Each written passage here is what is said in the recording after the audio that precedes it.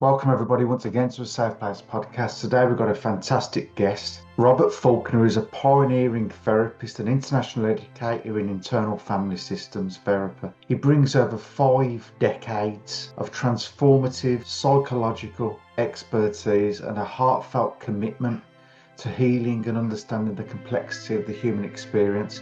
We'll show you all of Robert Falconer's, or as he prefers to be called, Bob's books that you can buy from Amazon. And stay tuned for an incredible concept that's been backed up by science now, that foreign entities exist within our mind that aren't parts of our human psychology. So stay tuned to find out what that means, and I hope you enjoy the podcast. Hello, Bob. Welcome to the Safe Place podcast. Hello, good to be here. It's good to have you here, mate. So I'm just going to run through our listeners. We deal with a mental health podcast, and it's to do with overcoming certain traumas. I've discussed on one of the previous episodes one of the traumas that I've been struggling to work through. And we bring you here today to just talk about IFS therapy, the struggle that you've been through, how you overcome it. So do you want to begin with your story, if that's okay, Bob? Okay. Well, aren't we supposed to give, what is it, a trigger warning these days? I know, yeah, everything's very sensitive these days, isn't it, Bob? Yeah, I know. It's not. Anyway, I come from one of those families that I think the appropriate word is evil, but a lot of people won't tolerate that word anymore. Um, Both my parents, it was high functioning or, middle class, church going. Both my parents were addicts. Dad, alcohol, mom, prescription drugs and alcohol, but she was only a binge drinker. And they both sexually abused me and my brother. And my father was a sadist, and he was into S&M, and he often had his other gay lovers living in the house with us, and they would also abuse us boys. And my brother was older. About halfway through our childhood, he started abusing me too. Uh, Mom was institutionalized a few times during our childhood, and my brother committed suicide when we were teenagers. Let me be more precise. He died in a probably suicidal accident. There's no proof. In my heart, I'm certain he committed suicide. My father was murdered a few years later when I was 21 in an unsolved crime. It wasn't me. I was thousands of miles away with lots of witnesses. Um, and I've struggled a bit, as you might expect. And many things have helped heal me. And in terms of psychotherapy, I went through many different varieties of parts work. Quite early on, I realized it was parts work. I needed some form of parts work. And I went ego state therapy, developed by Jack and Helen Watkins. Gestalt Therapy is practiced at the Esalen Institute. Pia Melody's post-induction therapy. There's also a transactional analysis, voice dialogue, psychosynthesis. There's a whole big tradition of parts works models. But fairly well along in my own healing, I came across IFS. And I believe IFS, internal family systems, as developed by Richard Schwartz, more than 40 years ago now, is the most potent and respectful of all these different parts work models.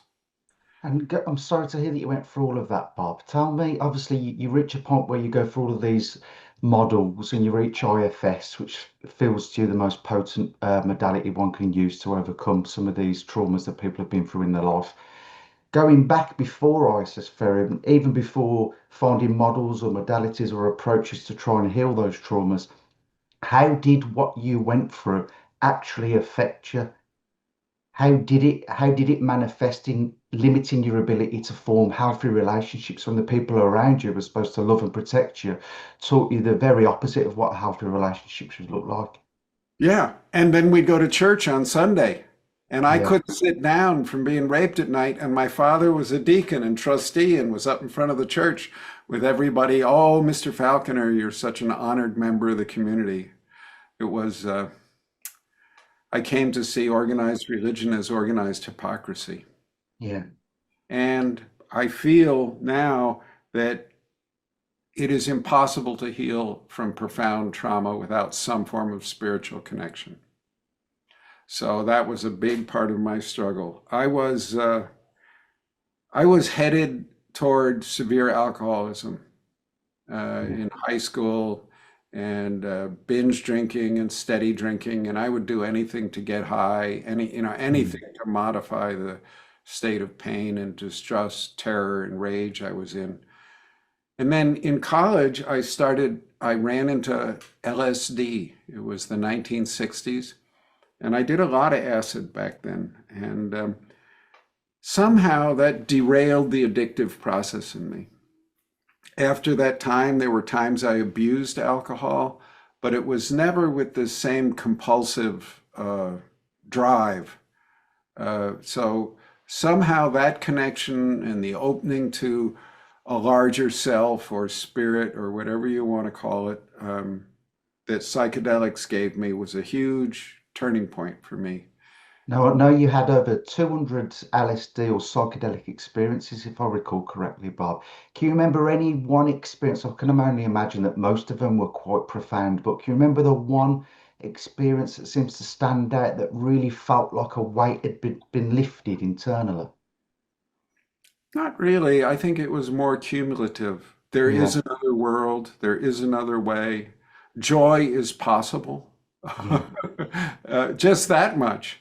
And there were yeah. other experiences that I think of as very spiritual that didn't involve LSD or something. And I've continued to be interested in that.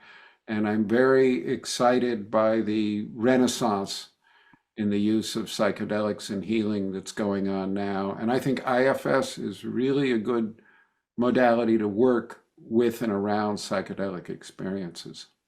Yes, psychedelics. I mean, in terms of my own experience with psychedelics, and I know MDMA isn't a classic psychedelic, but they're using a lot of MDMA study now in America with MAPS in terms of healing PTSD. So I thought, with my ignorance, oh, I'll try that at home. I'll take some MDMA on my own. I'll see if I can uh, relieved some of my own traumas. And I think I had about 4 sessions, and 3 out of the 4 were fantastic. Opened up my heart, felt a lot of love, made phone calls to people that I'd lost relationships with. And then the last one come to bite me right on the backside, Bob, and it really brought up a huge trauma response, which then brought up a lot of suicidal energy and thoughts. And it really made me respect using some of these substances. And what I found with my own organism is that it struggles to completely let go. And one thing that's very definite with psychedelics is the ego is, whether it likes it or not, it's going for that ride. It's really going to disassociate whether it wants to remain in control or not. And I've found that a struggle, psychedelic therapy for me.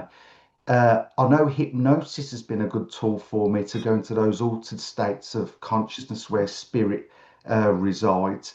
But in terms of IFS therapy, would you argue that, in contrast to psychedelics, it's a much more gentle approach to the unconscious and forming these relationships with these internal selves?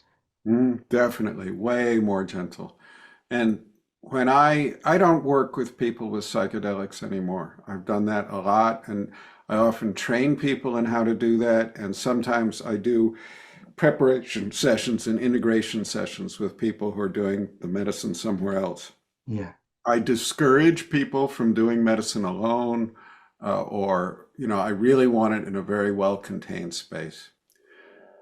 In terms of how IFS is so good with medicine, I think perhaps the major point that's different from every other way of working with psychedelics, and this just might be me, not all the IFS people would do it this way. I believe that preparation for a psychedelic session should be about getting permission from all the parts of the person mm, to have that experience, because the managers and the protectors will be blown aside by any high dose psychedelic experience. And we need their protection or permission first. If we don't have their permission, they're going to be pissed off, totally justifiably. And that's absolutely. Yeah. understandably and justifiably, they'll be pissed off. And that tends to create a very difficult and jagged experience. Yes, and that brings me to my trauma in one sense, is that one of my traumas was born with when I was very young, 5 years old, feeling the need to throw up with some sort of a virus. And my dad at the time was an angry, violent man, screaming at me not to be sick. So it really taught my unconscious that being unwell was dangerous. And now my protector, when I feel unwell, brings up a lot of anxiety and terror to try and get me away from my sense of illness. Now, I know that that part of me is trying to protect me, but what it's doing is it's creating suffering, because it seems to have a very narrow bandwidth. If I have a slightly uncomfortable sensation, or I feel slightly unwell or slightly nauseous, it's creating overthinking thoughts, worst case scenarios. And I know it's doing it to protect me, but my God, does it just create an absolute amount of suffering, terror, anxiety. So how would I approach that protector within me, Bob? Okay, great question. The first thing is to treat it with respect. Mm, At the recognition that it's trying to do something of value and trying to save you in yeah. what was a very dangerous situation for you as a 5-year-old. And let it know that we're not going to go anywhere without its permission. And then Mm, tell it, if and when you're ready, we can heal this. yeah. There's no doubt. And and then, if it's ready, ask it, are you willing to let us go to the very tender parts you've been protecting all these years? Mm, And if it says yes, we can go to them, witness their suffering, get them out of where they've been stuck in the past, get them to someplace safe, and then help them unburden, unload all these extreme emotions, beliefs, and other stuff they've been carrying all these years. And then after that, we go back to the protector and say, hey, this vulnerable aspect of you is not so vulnerable anymore, you see? mm, Do you think you might be willing to shift your behaviors now? We go in there respectful of the protector. We don't try and push past it and change stuff. We say, if you give us permission, we can go heal the underlying vulnerabilities, and then maybe you'll be able to change.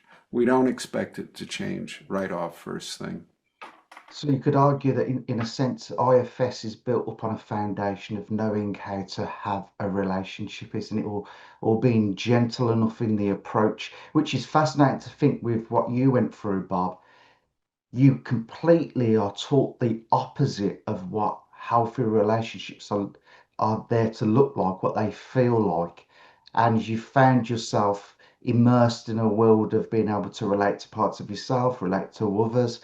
Now, this is a tricky question to probably answer, but how did you get to contrast from a person that's deeply in a state of suffering and trauma that doesn't know what a relationship looks like, to somebody that's been able to help hundreds, thousands of people and yourself? What, it couldn't have been just IFS. Was there a connection to some sort of spirit even before you was consciously aware of it? Yeah, yeah. Well, there were some. This is intensely triggering. I know your program's called a safe place, so that's why I'm giving all these triggering warnings. Thank One you. of the things my father used to do, I became capable of numbing almost all sensation in my body. I mean, they could put cigarettes out on me and I wouldn't flinch, and, really extreme sadistic behaviors. The one thing I could never numb out was being suffocated unconscious, because I think that's biologically hardwired. It Yeah. just hits this switch. So, of course, when he figured that out, he did that a lot. And so I can remember being raped and then being suffocated unconscious during that. And what happened several times, maybe many times, I met a merciful female presence in that unconscious state. I don't know if these count as near-death experiences. I don't, Mm. who knows? And the name doesn't matter. But I met this merciful female presence, and I felt loved and cared for and held and warm and all. But I didn't want to go back. I did not want to live, you know? And after a while, I ended up cursing her. Yeah. You keep sending me back. I hate you, goddamn you. And then she didn't come for a long time. But I had that experience deep inside me, and I think that made a great big difference.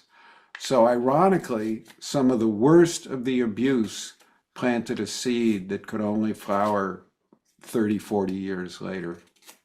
There How were remarkable, Bob.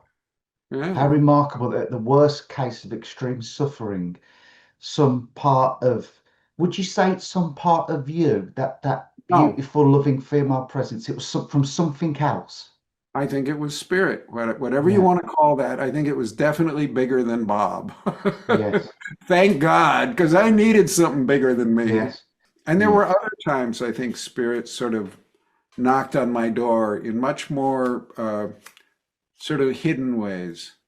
For example, in high school, I was dating this one young woman, Ruth Chu, a Chinese woman, and she never would have sex with me, but we necked and petted a lot. But she consistently treated me with kindness. And I kept thinking, well, when's she going to stick the knife in my back? It's like I'd Mm. never experienced human kindness. She never did. She was consistently kind from day one until we parted when we went off to college. And this, I think, because I was building this shell around me of alcoholism and concrete, hatred, walled, but her human kindness, that simple touch of human kindness, put a little crack in that and a sort of, well, maybe there's another world out here somewhere, you know? So Yeah. you could dismiss this as, oh, just a high school affair or two teenagers necking and kissing. But to me, it was life-changing. And I think spirit came into my life through Ruth Chu in a way that was almost invisible. I wouldn't have thought of that as a spiritual experience at the time, but I think it was. And I think this is one of the big differences between IFS and all the other parts work models I mentioned. The yeah, other parts work models, many of them would notice the exile, the hurt, wounded child, and go right for it and push past the protectors. mm, And that creates a lot of, backlash because the protectors are pissed. They don't like being bypassed like that. So IFS treats them very respectfully and gets their permission. And this, when I said IFS is respectful, this is what I was thinking about. Those protectors can be sort of a pain in the butt. They cause some problems sometimes, but yeah. we need to respect them. And Dick realized early on that the human mind is a very delicate ecology, and we need to go in here respectfully. And I didn't used to put the words respect and potency together, but I think this is the reason why IFS is so potent, because it is respectful. And that's actually a much more powerful way to be with someone's system than to try and go in there and bulldoze stuff and push. Absolutely, it makes perfect sense. If you imagine an image of this wounded, vulnerable child protected and surrounded by this family of internal cells, if you want to bypass those, of course you're going to kick up all of that protective energy, and you're going to get almost that backlash of Yep, those protectors. yep. So it really is starting the process with working outwards and gently moving in with their permission, ultimately, isn't it? Yeah, yeah, exactly. You got it, Andrew. So you want to So go to legacy burdens. let's go for it. Yeah, tell me about legacy burdens, Bob. As you go inside, usually when people start turning their attention into their inner world, the first thing they meet is all these protectors. And, like I said, we don't push our way past those aggressively. We greet them with respect. And then we meet the exiles, the hurt, wounded inner children that the protectors have been trying to guard. And as we meet these, we start going farther and farther inside, and we start meeting energies or beings or whatever you want to call them that are not from our own personal lifetimes, that are not from our own personal trauma. Mm. And there are quite a few of these things. And the ones people usually meet first are legacy burdens, which are energies, beings, burdens, whatever you call them, from our ancestors that get transferred into us. Now, there is hard science behind this now. The entire science of epigenetics shows that we can inherit the after effects of the experiences of our ancestors. When I was being taught in high school, college, and graduate school, they said that doesn't happen, that's ridiculous, that's impossible, but it does. And there's incredibly good scientific evidence of it now. There's the Diaz wrestler experiment, which I could go into if you want, that conclusively shows that this stuff happens. Is this experiment to do with rats, is it? Yes, yeah. Okay, so tell us a little bit. Okay. I think this is sort of about that, Bob. hilarious, in a very ironic way. If it happens with humans here in the West, we don't really believe it. But if it happens with rats, we know it's real. So the rat standard of reality. Exactly. But anyway, so Diaz is a psychologist at Emory University and wrestlers, a medical doctor at Harvard. And Diaz realized that in his poor Hispanic community in Atlanta, Georgia, where he was from, mental illness and addiction ran in families. And he wondered, well, could there be something more here than just behavioral transmission? You know, parents act weird and then that's how they raise their kids. So, yes. So he designed what I think is a brilliant experiment. He took a male rat and exposed it to a smell that's rather pleasant, sort of like almonds or some kind of flower bloom, you know, nothing, and paired that with an electric shock until the rat had a conditioned startle response to the smell. In other words, the rat would startle when it smelled that chemical. Then he took the sperm from that male rat and impregnated a female rat who had never met the male rat and had never been exposed to that smell. When she had pups, they exhibited the startle response to that chemical smell. And that carried on for generations afterwards, and this experiment has been replicated a whole lot of places. And what's your theory on that, Bob? Is it something, obviously, the organism goes through an experience that causes a sense of threat to the self, and then does some sort of subscribing happen genetically, and then the information's passed that's on the whole genetically? point. No, nothing happens to the genes. They're totally unchanged. That's why they call it epigenetics. It's outside of the genes. Nothing happened to the genes. So you'd say there's almost like a memory in the psyche or in an alternate. There are all sorts of theories as to how this could occur, but basically nobody knows. We'll skip all that pomp and stuff. They don't know, but it does happen. So this means experiences could have happened to an ancestor who you never heard of. Yes. That could have determining effects on your behavior and your emotions. That is revolutionary. And there's also other evidence of this from Rachel Yehuda, who studied the neurochemistry of the descendants of Holocaust survivors. They have very different cortisol chemistry, which is the stress hormone in people's brains. So even though they never experienced the Holocaust, and many of them, second and third generation, never met anyone who'd experienced the Holocaust, something happened that changes them. And this changes how they feel and how they can behave in the world. So these things do happen. There is hard evidence for it. And there's a whole science of epigenetics now, you know, but there's no idea on what the mechanism is that's deriving that almost survival response behavior, is it, in a sense? If you imagine an organism that has never come across a tiger before and has an awful experience with a tiger but manages to survive, you could imagine that in some sense, when that person has a child, the survival memory or stored within the body or the psyche wants to pass on that thing with stripes is dangerous. So as soon as that next person sees the stripes, it creates that physiological need to fight or flight. Does that make sense? Could be, could be. They have lots of theories. I Yeah. like Rupert Sheldrake and his idea of morphic resonance. Yes. That doesn't really fit here so well.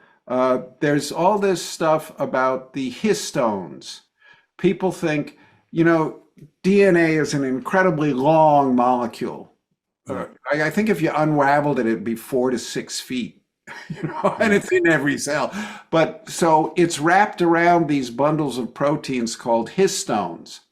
And some people think, well, maybe it affects the histones. And then there's other things about myelinization, which is, no, not myelinization, methylation, which is another thing about something that adheres to the DNA but is not the genes. And they think it might be that. But there are problems with all these theories. So Mm. instead of going into all this technical detail, I just say, they don't know. We don't know. Nobody knows. And this is something that pervades everything I do, all my work. I want to stay radically pragmatic. That's, William James came up with this radical pragmatism. What works is what's real. We need to let go of all that fancy theory stuff. And Yes. for me, that usually means there's a suffering human being sitting here in front of me. I want to focus on what can help reduce their suffering. I don't need all those fancy theories. They're Yes. sort of in the way. I need to stay with what helps reduce their suffering. And that's a very different approach. And I'm a very curious man. So it really requires a lot of discipline for me to stay with the pragmatism. No, that makes absolute sense, Bob. And that brings us on, in a sense, we spoke about the protectors and the legacy burdens, but what about this concept of these unattached burdens, these things that are external to the internal family dynamic? Yeah. Okay. Carl Jung, he had he was also created a model of the inner world. And he says, as you go into the inner world, the first thing you usually meet is what he called complexes, which are exactly what IFS talks about as parts and shadow and stuff like that. And then as you go in further, you meet what he called archetypes. The near-in archetypes are quite human in form. As you go in further, you meet these archetypes that are no longer human. They are really weird. It's like you've gone to the other side of the planet and you're meeting stuff you've never seen. Yes. So as you go in past these legacy burdens even further, people can have energies within them that have nothing to do with their ancestors, nothing to do with their lineage, and can still have powerful effects on them for good or for ill, either way. And the science is backing this up now, isn't it, Bob? I've come across a study in London where they've been giving people intravenous DMT to keep them in the psychedelic state. And they're mapping out that consciousness and they're finding these different, what they call entities. I think Terence McKenna called them the machine elves. Yeah, that's And what's that, sorry? that's one of the kinds. There's many of them: reptilians, Yes. insectoids. Mantis. There's one guy who said that there was a praying mantis carrying out brain surgery on him to heal his traumas. So I know that the mainstream world of psychotherapy would look at what we've just said as absolute complete, pardon my French, bollocks, as we'd say here in England. But you can't deny that if you give people these substances, you can repeat the same experiment over and over again and get the same results in terms of people saying that they've had this experience with these entities that you found in IFS therapy, these unattached burdens, that there is a very real, measurable phenomenon that's occurring within the human psyche that leads to the idea of, as you explained it, these external energies. What's the word that you prefer to use to describe these energies, Bob? Spiritual presence experiences, or the others within us, which was the Yes. title of the book I wrote on this, because that's non-judgmental. It's just Yeah. if we go deep enough into our minds, we encounter stuff that's not us, and some of it's very big and very weird. I just want to say a couple things. You mentioned DMT. Yeah. Many of the psychedelics are DMT containing. Psilocybin, ayahuasca, DMT itself, and others. Roland Griffiths at Johns Hopkins University here in America has researched this for a very long time. Sadly, he died recently. He did these big studies giving medium strong doses. About half of the people meet conscious agentic beings, entities. So this is not like just a few weirdos. It's at least half the people. Some other researchers have said with really high dose DMT, 80-90% meet conscious agentic beings. It's almost like the West is at the age of about a 4-year-old, and that what we discover through shamanism and tribes that used to take these psychedelics, that this connection to spirit has been there since almost the beginning, the dawn of humanity. And the West, with all of its technology and its arrogance to some degree, is now slowly, I mean, in a sense, the West is going through a bit of an ego death as the science is starting to catch up and completely change their old paradigms in some sense, isn't it? Thank God. Yeah, It's about time. And it is about time, yeah. definitely. I think, because I meet a lot of people come to me who are hearing voices or meeting these big energies inside themselves, and they say stuff like, I don't dare tell my regular therapist, they'd lock me up. Yeah. And that's terrible. I think I have an undergraduate degree and a little bit of graduate work in anthropology. And I think of all the societies on the planet ever, we are absolutely the worst at helping people receive these big energies in a good way. Yes. We pathologize them and hate them and drive them away and do everything we can to silence them. And they actually, if we relate to them in a good way, have incredible gifts for us. So a shaman, how would a shaman, so obviously somebody who's having an ayahuasca trip and they're being confronted with some of these really powerful protectors that are really igniting some of the energies for fight and flight, fear. Do you know how a shaman would work? Would they work in some Well, sort of first of all, shamanism, there is no a shaman. yes, Shaman is a word that comes from a Siberian language that anthropologists picked up on and then applied all over the world to many very, very different traditions. yeah, So we have this Western belief that there's this unified thing. There is to a degree, but not so much. Michael Harner and his people he's deceased, the Foundation for Shamanic Studies have put together something they call core shamanism, which I think is very useful and very valuable. But I think it's really hard to say what a shaman would do to anybody. You'd have to say, well, what would a Buryat shaman from Siberia do? What would a okay, yeah, Mudan from Korea do? You'd have yeah. to get way more specific. And I can tell you what I would do. what Go what for it, old yeah. Bob out here would. What Um, would Bob do? okay, let me preface all this with this. What we're talking about actually is, and Dick Schwartz, the founder of IFS, hated me for saying this because he thought it would be used to bring IFS into disrepute. What we're talking about is what has historically been called spirit possession. That's what we're talking about here.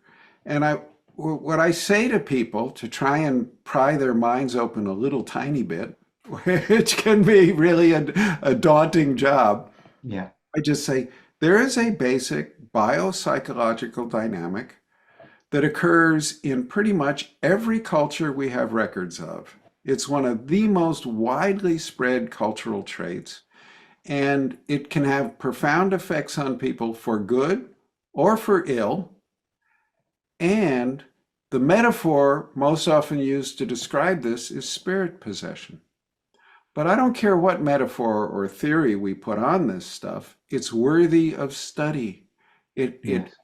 everywhere, every era of history, it happens and it has huge effects on people. We need to pay attention. Tell me that story about that breakthrough experience that you had with that client who you came across, and she'd been told by the world around her that she would suffer probably for the rest of her life in some way. And then you had that moment where you spoke to, and she described it almost an experience of this eye. Is that correct? Oh, yeah, yeah, yeah. I'd known about this stuff, but I didn't want to pay any attention to it. It's so weird. Yeah. And, I'd been working on trauma my whole life, and most of my clients were men who were sexually abused and physically abused as kids. And I'd edited a series of 4 books on this and, written and taught and all. I was comfortable. I was about 60. And I, oh, this is good. I sort of built up an understanding. And then I meet this client when I was on staff at a IFS training. And I'd heard about this idea of unattached burdens, energies in a person that are not from their own lifetime. And she came in, and I was supervising a participant in the workshop who was doing the therapy session with her.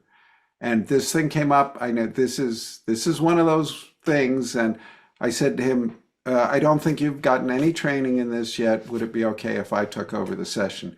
And he said, please. I mean, he obviously didn't want to have anything to do with it. And what she was hearing was the voice of an extreme inner critic. Now, everybody has an inner critic, almost everybody, telling them that they're an idiot and all that kind of stuff. And usually they have a good intention.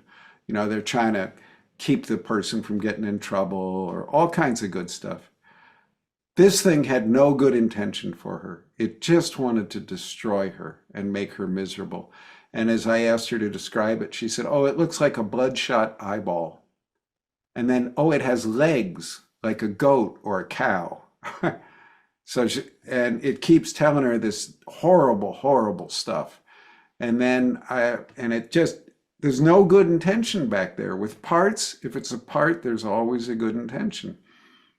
So then I had her ask it, are you a part of me? And it wouldn't answer the question. It said, you wish I was a part of you. Or I've been around so long. I kept it voice, so I just keep asking it. And then it said to me through her, that's a really stupid question. You're supposed to be a teacher. Don't you have anything smarter to ask? And I said, oh, it might be stupid, but it's simple. Are you a part of her? And then it roared out through her mouth, no, I'm not a part of her. And I'm going to crush her like a worm the same way I'm going to crush you. Oh God, what an experience. That was an unattached burden, a malevolent energy that got into her. And I didn't have many skills then, but I knew enough to help her get it out of her system and away. And then I finished up the session and debriefed people, and I went into the staff meeting and I got very, very cold. I got the chills, and I was upset. I was trying to tell people about this, and people started joking, and I got really rude and angry. And I made a fool out of myself, and I had to go repair relationships the next day. And then I thought, I'm going to ignore this. Who knows? I don't want to look at that. This Understandable, yeah. Yeah. But then she wrote me all these emails from the airport going home. The first couple were, oh, I'm seeing colors I've never seen in my whole life. It's so beautiful. I can see the light in every human in the airport. And I'm thinking, oh no, I've triggered a manic episode. And then she wrote me a letter that changed my life, an email. She said, Bob, I didn't tell you this, but when I was young, I tried to kill myself many times. And I was locked up many times in mental institutions. And when I tried to tell people back then about the non-human inside of me, they gave me electroshock and horrible drugs. You are the first human being to ever believe me. Thank you. You have changed my life. And that was the moment that took you out of wanting to brush it under the carpet and then opened you up towards working in that direction, Bob. Is that right? Well, I still didn't want to, but I felt, no, I can't. No, I can't. So this unattached burden that had got into this woman's psyche, to want for a better word of describing it, and it wanted to completely annihilate her. How do you approach removing that unattached burden? Is it through relating with it gently, or is it talk to me about that? How you do, what process is it? Sure. I just want to say one thing more about her. I followed her for, I don't know, 15 years or more, and her life did flower, Ah, that's nice. inside and outside. And she continued to view this experience as life-changing. So, at least in that one case, big deal. I approach these things with a great deal of compassion. Mm. I do not go into the exorcist deliverance kind of, screaming and yelling and bam, all that combat stuff. I don't think that's Yeah. necessary. I believe most of these things are just lost and terrified and clinging here out of their own fear, need, and terror. It's And I, quite interesting that you brought up the word exorcist, because in some sense it brought to my mind the idea that in some sense the church was trying to remove these unattached burdens by going into conflict with it, which God forbid would have made the a hell of a lot more symptomatically uncomfortable and the suffering increased for the person going through it, Bob. But also you can imagine that maybe even the church would have gone into conflict with the protectors. Maybe seen, would there have been a chance where the church would have seen a protector as some sort of threatening yeah, external thing inside of the human being? definitely, definitely. And I think this is why IFS and other kinds of modern psychotherapy are so important for the reintroduction of spirituality in the West. Because Mm. now we have tools that can help us distinguish what's a part of us. What do we need to welcome in and love and form a good, loving relationship with us? And then what's not a part of us? What do we need to help go on? Before, I don't think they had clear ways of making this distinction in a pragmatic way, because this is something you gotta, you gotta do right there with Yes. each person. It seems understandable in some sense. There was some fear going on that drove that conflicting behavior to try and remove an unattached burden. What we can see is it seems that it's quite fundamental to human homeostasis and safety is relationship. If you think of the child crying at birth, it's to elicit the instinct for the mother to hold it. Right very early in a child's experience is the need for attachment, the need for relationships. So it seems to be so fundamental. So it makes absolute sense why IFS therapy is so potent, because it really seems to go right to the core of who we are as human beings and what we need from the world, doesn't it? Yeah, I think so. Yeah. And I think this issue of forming relationships with these energies is also important. And they, like that thing telling me it was going to squash me like a worm, it was trying to pick a fight. You know, Yes. they like fighting. They're great politicians. So they, and that's something that you've spotted with these unattached burdens, Bob, is that they can never lie. They they can't No, no, actually. no, no. Let me straighten that one up before that Yeah. goes. They lie all the time. I mean, Okay. Yeah. Christian thinking often calls the devil the father of lies. Mm. There's this one question: are you a part of her? They don't seem to be able to directly write on lie about. Now that Dick says they can't lie about that one for some reason, and he's so grateful. But I'm not. Overwhelmingly, they can't. 95, 98% of the time. But one time I was giving a lecture to an audience on this subject, and I said, they can't lie. And this huge, powerful woman from Nigeria yelled, they lie, they lie. That's the last thing you want to happen, isn't it? And when I recovered, I said, "Oh When I no!" recovered, Yeah, when I yeah, I was like, recovered. "Whoa, Yes. hello." Yeah. She was quite a force. Yes. Anyway, tell us about your tradition in Nigeria. And she said, in Nigeria, we believe they do lie, even about this question. And she's also said, in Nigeria, we believe that sometimes they've been around so long they've forgotten who they are. They don't really know. Oh, what a fascinating thing, Bob. Yeah, To yeah, think that this is going on out there. It's so different from the way that we're brought up as children to understand and model the world. You can see why a lot of people would actually run for the hills in hearing it, because naturally it would bring up a little bit of anxiety to just even know that this Yep, unattached burden exists. yep, yep. And the number one thing, perhaps the most important single fact about these things is when you're no longer afraid of them, they lose all power inside of you. Mm, And they're really good at scaring you, yeah. absolutely, yeah. So what you need to do is not try and bulldoze or silence the parts of you who are scared of them, but to welcome those parts in and love them until they're well enough connected with yourself, self-part Mm. relationship, so that they feel secure. And so that's what you need to do. Slow and steady, find all the parts of you who are scared of this, and then go to it with no fear. And then it doesn't have any power in your system anymore. Well, that's a good message for me in my pursuit to heal some of the trauma I've got. And it makes an absolute lot of sense. Tell us, as we're approaching the end of our lovely meeting today, Bob, tell us a little bit about the significance of the porous mind. Okay. Well, the stuff we talked about earlier, the legacy burden stuff, Yeah. which has hard science behind it. There's no doubting that anymore. And this stuff with unattached burdens, even more so, spirit possession. It all indicates that our minds are porous.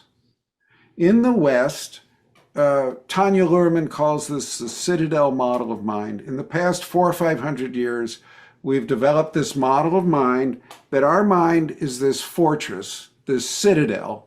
Everything inside it, it's all up in here, Mm. is our property, it's private, and it constitutes our identity, who we are.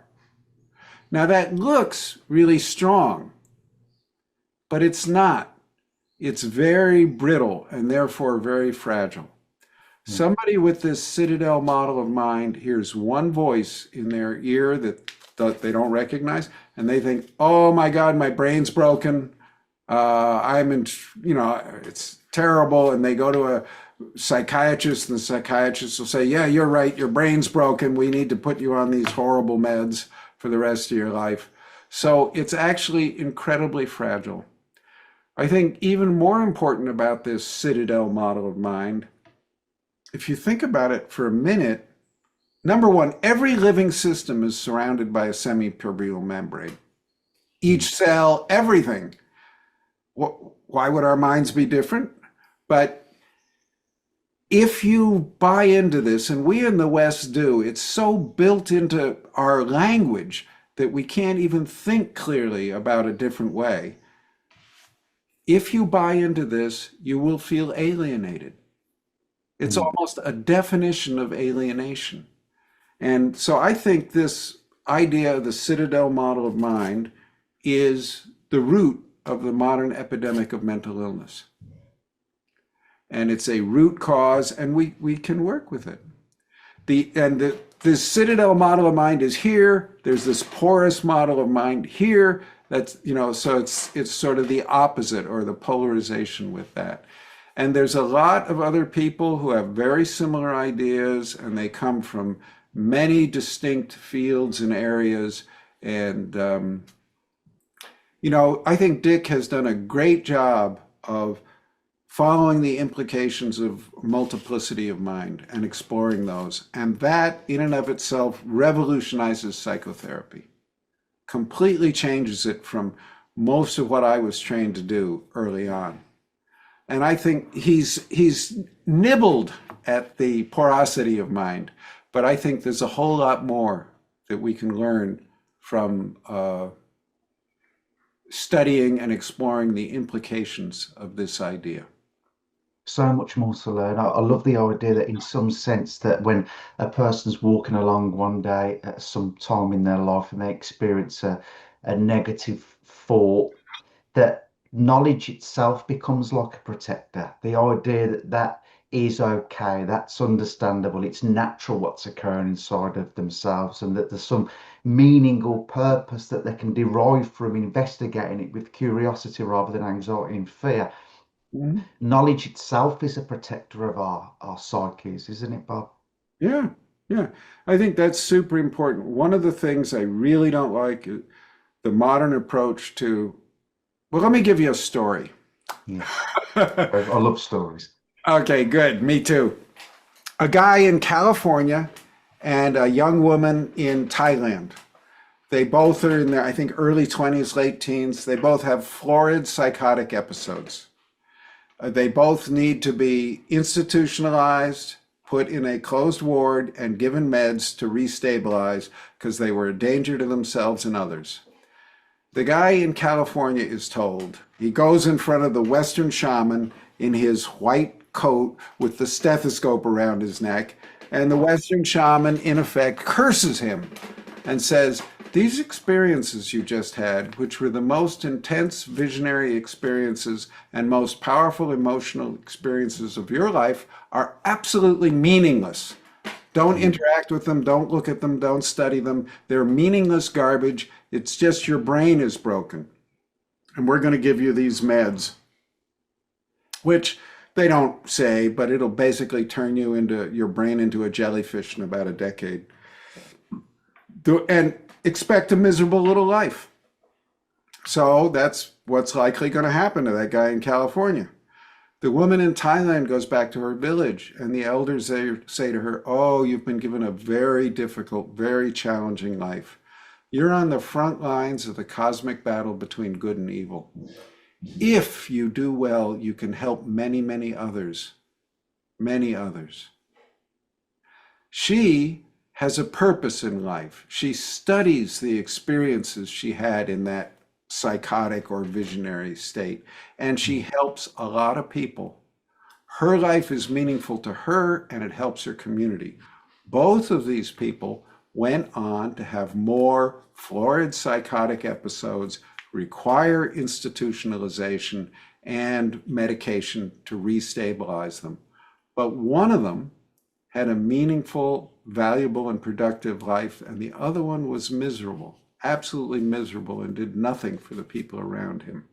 So I don't know about cosmic battles between good and evil. I'm just this old guy out here in California. I have no idea about that. But I can say, hey, that woman had a better time than that guy. I think with Exactly. a fair degree of certainty.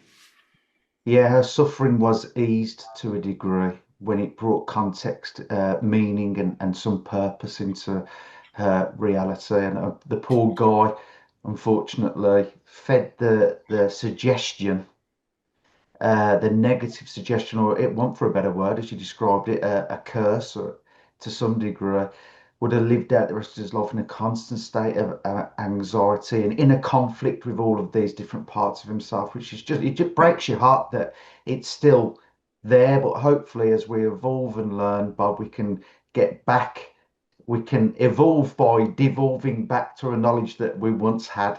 Oh, let me say something about that because that's a super important point. That this guy, this philosopher at Oxford, Owen Barfield, who was a really good friend of C.S. Lewis and Tolkien, he knew about this stuff. He said this citadel model of mind, he didn't call it that, originated with the ancient Greeks. It got really bad at the Reformation, Counter-Reformation.